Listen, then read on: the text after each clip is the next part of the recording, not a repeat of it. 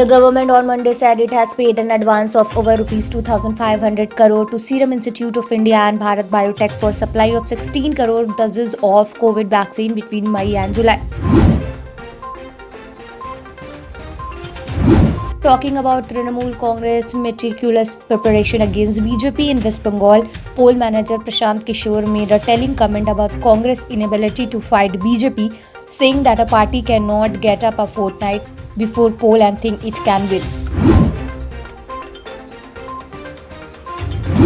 Energy Minister Nitin Raut on Monday announced Maharashtra Mission Oxygen campaign, under which the state thermal power generators from Mahagenco will soon produce medical oxygen through existing ozonation plants and refill 1,454 jumbo cylinders daily to cater to the demand from government hospitals. Additional Municipal Commissioner Suresh Kakani said on Monday that the BMC was likely to get a stock of 1 lakh doses between by Tuesday morning. India on Tuesday reported 3,57,229 new cases, taking the overall case count past the 2 crore mark to 2,282,833.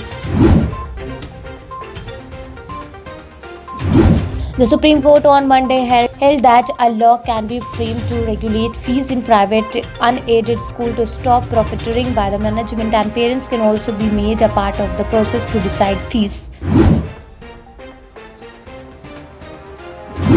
The US Food and Drug Administration is expected to authorize Pfizer COVID-19 vaccine for youngsters ages 12 to 15 by next week, according to a federal official and a person familiar with the process, setting up shots for many before the beginning of the next school years.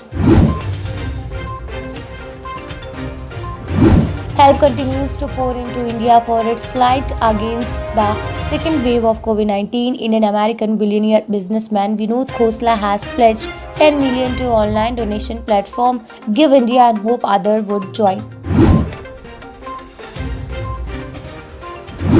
China's UN ambassador on Monday urged stronger diplomatic efforts to resolve the confrontation in Myanmar since the February 1 military coup, warning the further violence could lead to a chaotic situation and even a civil war.